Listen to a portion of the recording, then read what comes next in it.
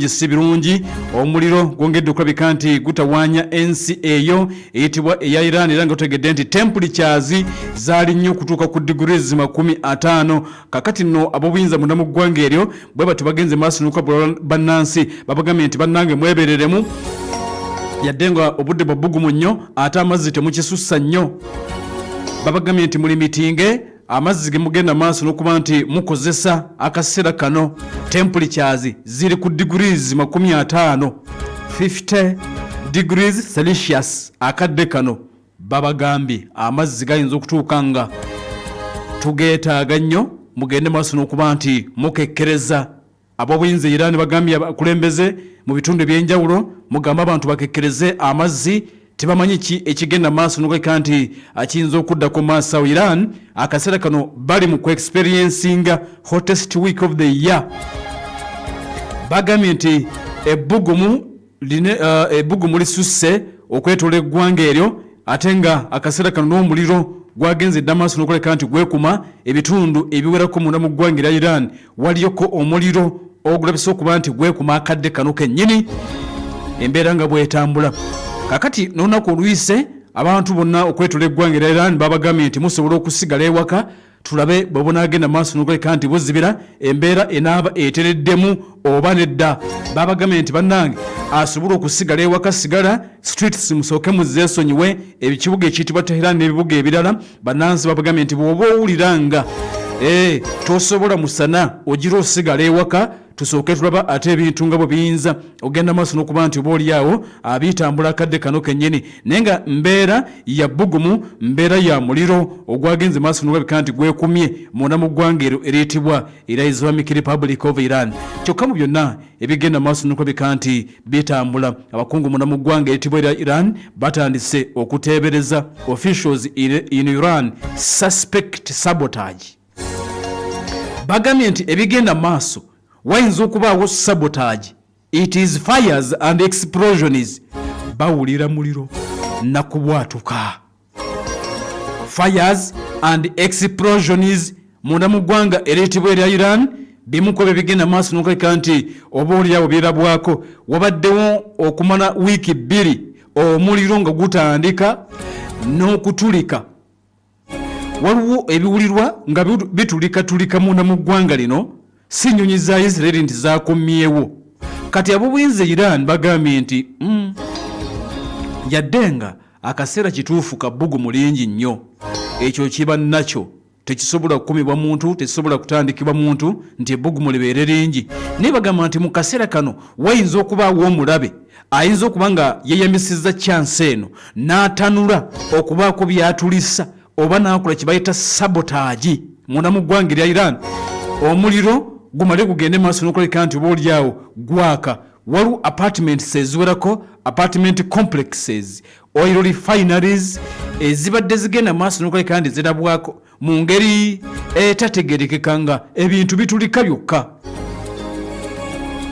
kati gavumenti ya Iran bagambye nti etandise okuba nti enoonyereza abakulu okuva munda mu ggwanga erya Iran tebagadde batuukiriza mannya abamu bavudde na mujje eriyitibwa Islamic Revolutionary Guard Corps bategeezezza nti they believe that many of the fires and explosions are acts of sabotage bagamba wayinza okuba waliwo yaki akiri wakati wayinza okuba waliwo akiri wakati omuliro tetuganye gwaka naye ate tulina okutulika kwe tuwulira kakati bagamba nti omulabe waabwe namba emu ly'eggwanga eryitibwa erya Isirairi n'olwekyo tebayinza genda maaso nakuba nti bakirowoozaako nti ayinza okuba Isirairi kubanga bagambye Isirairi aludde nga alina kibayita covert operations mu Iran Abayisirairi munda mu Iran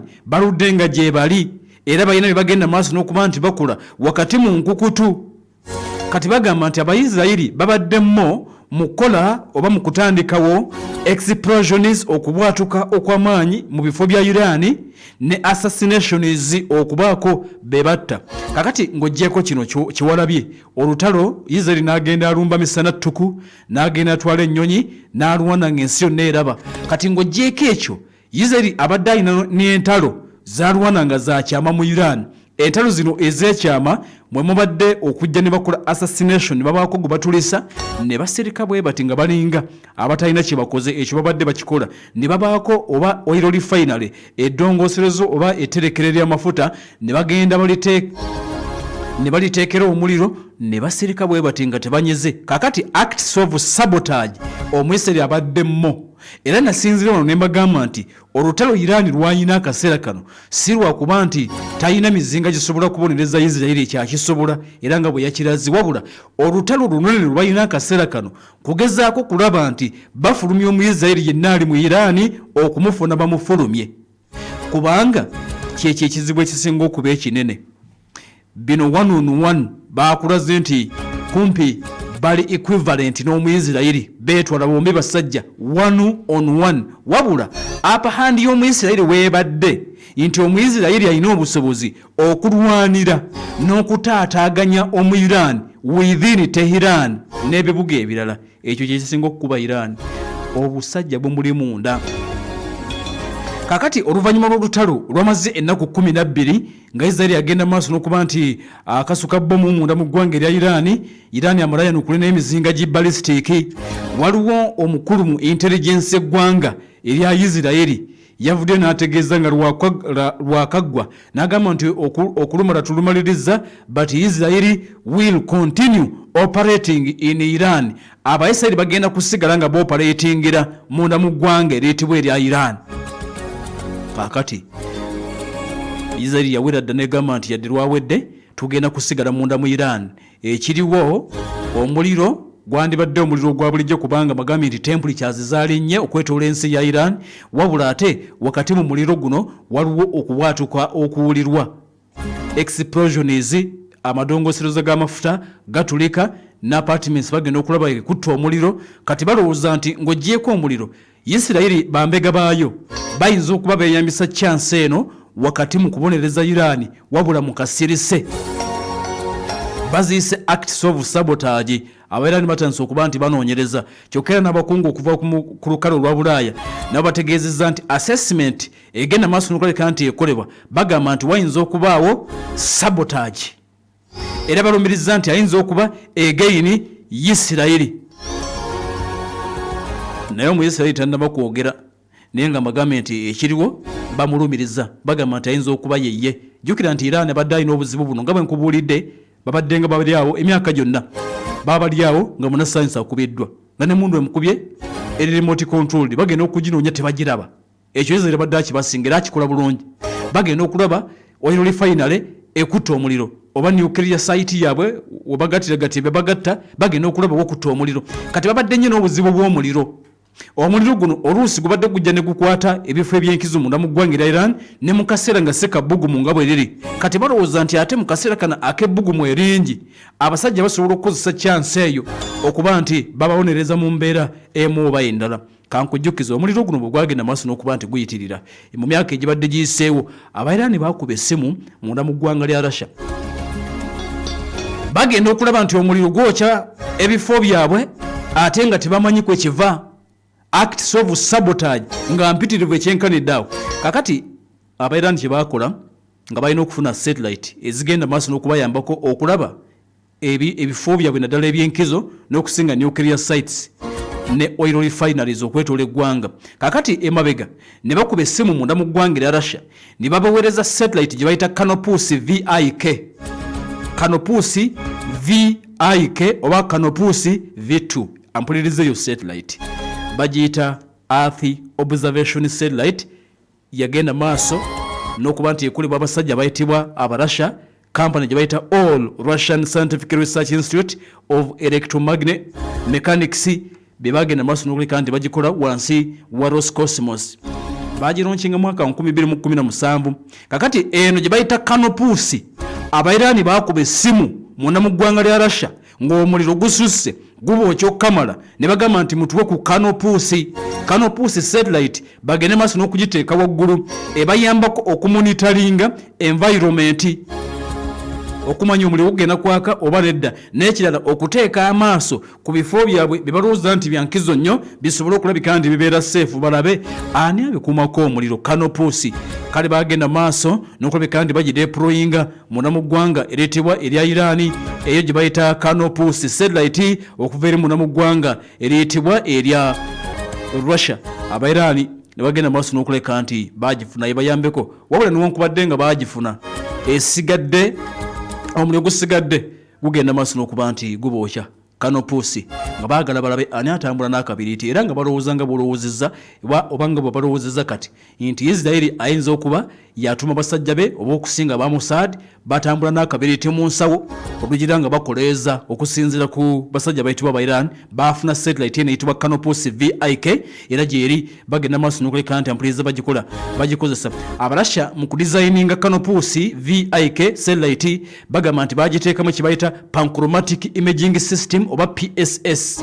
Barasha bagiteekamu Panchromatic Imaging System, kakati eno egenda maaso n'okuleka nti ekulekitinga data abeera mu black and white images, ekuba ebifaananyi bino okuva wansi kubanga yebeera mu bbanga, era ekozesa system eyo okumonitoringa environment, era esobola okukavalinga ekitundu kya kilometers 23 nga bakozesa system eyo gye bayita Panchromatic Imaging System. Ekyokubiri mu kugizimba Abarasha ne bateekamu kye bayita Multispectral Imaging System. Multispectral Imaging System eno ekavalinga mpuliriza era ekitundu ekiwerako. Enayampuliriza egenda maaso n'oleka nti oba oliawo ekuba ebifaananyi n'okusinga eyagala nnyo hotspots. Eno tebagituma kitundu kyonna wabula etunulwa nnyo mu bifo ebirowoozebwa okuba nti bya bulabe oba ebiyinza okuba nti bituusibwako obulabe. Abarasha era bagiteekamu Multispectral Scanner Unit IKSR. Eno egezaako okulabika nti ekola detection ey'omuliro mu kilometers 2,000 nga tegunnaba kulabika nti gwaka, bamanya nti gujja kwaka. Esobola okukavalinga kilometers 2,000 oba mayiro 1,200. Abarasha bagenda maaso n'okugiwa abasajja bayitibwa ba Iran ng'omuliro gubasuseeko, nga nuclear sites zaabwe zaako omuliro kumpi buli lunaku, ate nga baali bateebereza nti musajja mu Isirayiri. Kale newankubadde nga Kanopuusi eyo satellite okuva e Russia bagifuna, omuliro gwongedde okulabika nti gubatawaanya aba Iran, era amagambye nti batandise okuteebereza nti buyinza okuba nga busajja bwa Netanyahu bwa Mossad nga bwe buyita n'akabiriiti. Video today from Israel's military claims to show. You tell us your side of the story. Hamas has underground tunnels and basements, but they sure know how to torture. FM News and You World. Behind every statement, there is a bigger story. Get the bigger and real story. This is Pal FM. Ekola ly'omuntu wa bulijjo. This is Pal FM ekula eri omuntu wa bulijjo wabula nnyo okuba nti munnaffe okyataddeko. Nkujjukiza Dr. Katumba Hussein okuva mu Uganda Joint Herbal Research Clinic oli ku Lwebusaabala. Addamu nkujjukiza nti ate era omulundi guno olusiiso lw'ebyobulamu olw'omulundi gwa 13 enteeka